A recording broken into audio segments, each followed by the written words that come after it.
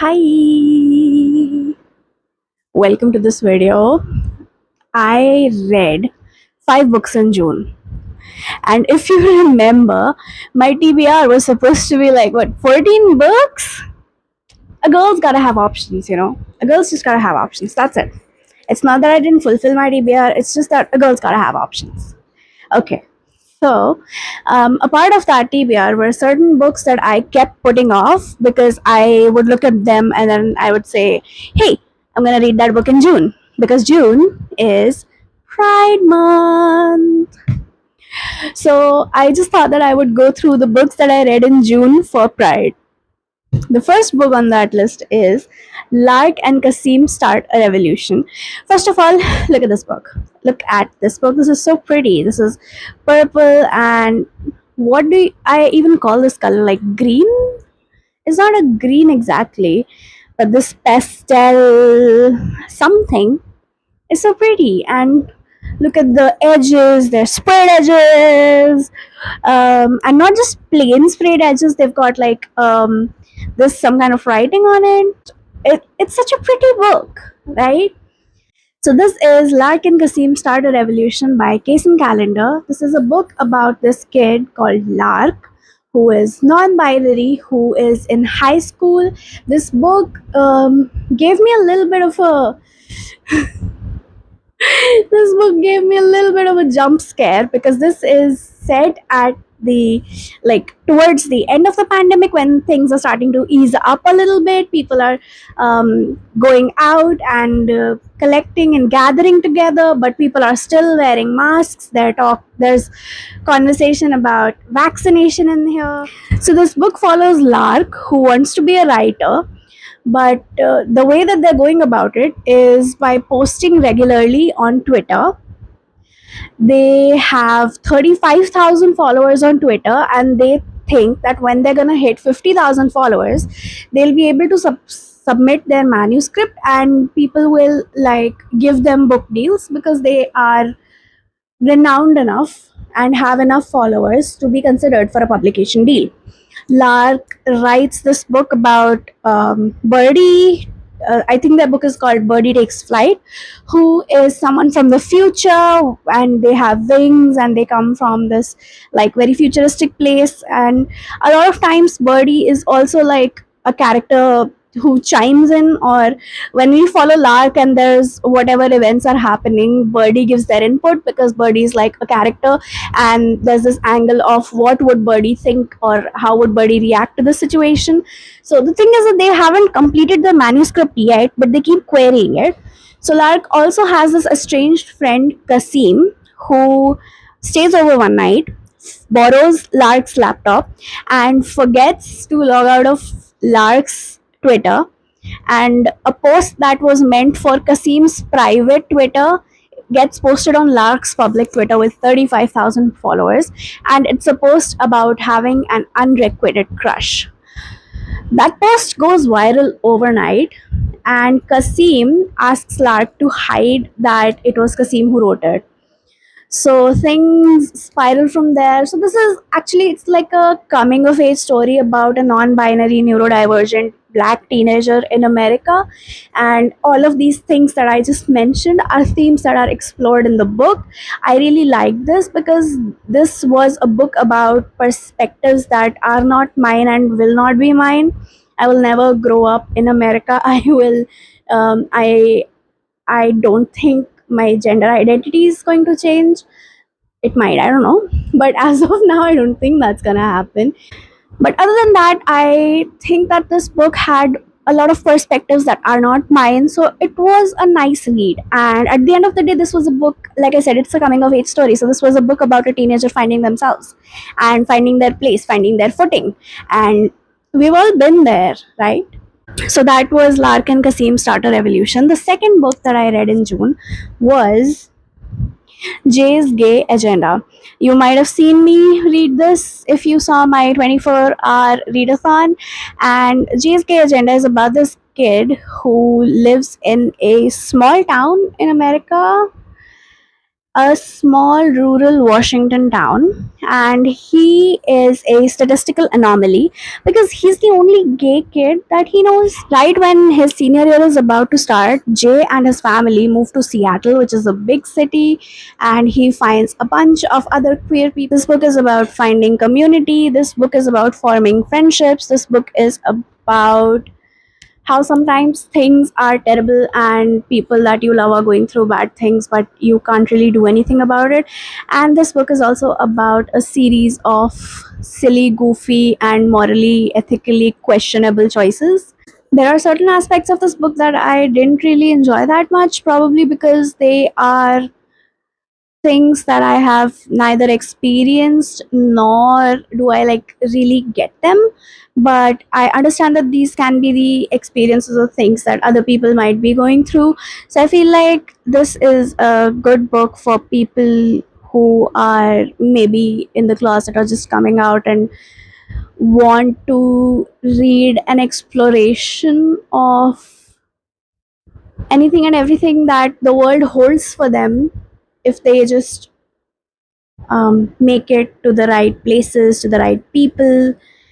And it's about how isolating it is to be the only person who is not going through the same life experiences as all your friends and all your peers, but how that can change and how quickly that can change, and how sometimes you are the one who also has to put in some work to make that change. So that was the second book that I read. And then the third book that I read was the one that I loved the most, which is The Pairing by Casey McQuiston. I love books by Casey McQuiston. I love all of their work. And this one is as funny as it is heartfelt, as sweet as it is savory, because this is about a wine and food tour in Europe where two exes stumble into each other after 4 years of not seeing the other person. So Kit and Theo decided to go on this European food and wine tour. Yes. So Kit and Theo decide to go on this food and wine tour, but somehow, somewhere, due to something that we don't know yet, they break up on the flight to the tour. They break up on the flight from America to Europe, and the tour that they've signed up for, it's non-refundable, but there is a certain period that you can defer up to. And ultimately 4 years later, both of them realizing that their membership, their spot, whatever, is about to expire, both of them have the genius idea to go on the tour because they don't want to lose their money because it was expensive as heck. And they ran into each other on the tour bus. Now, they're messy little guys, I'll give you that. So, they both decide to hold a wager about who is gonna sleep with the most people on the tour. So, then every single city that they go into, each one of them like tries to hook up with people, and then ultimately they realize somewhere along the way that maybe they are being silly, goofy people. It is a funny book because Theo is a hilarious narrator. This book contains one non-binary character, and I think both of the characters, the main characters, are bisexual in this book. It is I would say that there's a lot of focus on the food in this book. So if that's something that you enjoy, particularly if you're like a culinary enthusiast, then you might enjoy reading this book.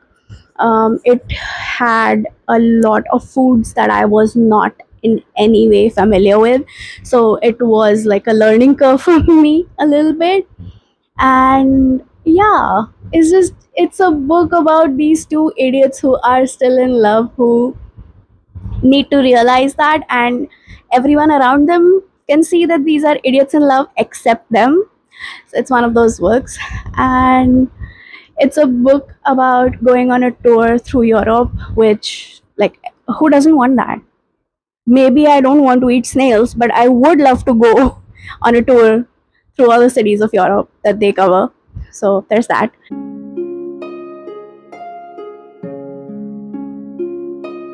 So I was only able to read these three books, and actually, two of these books are the books that I've had on my shelves for a while that I keep or kept putting off.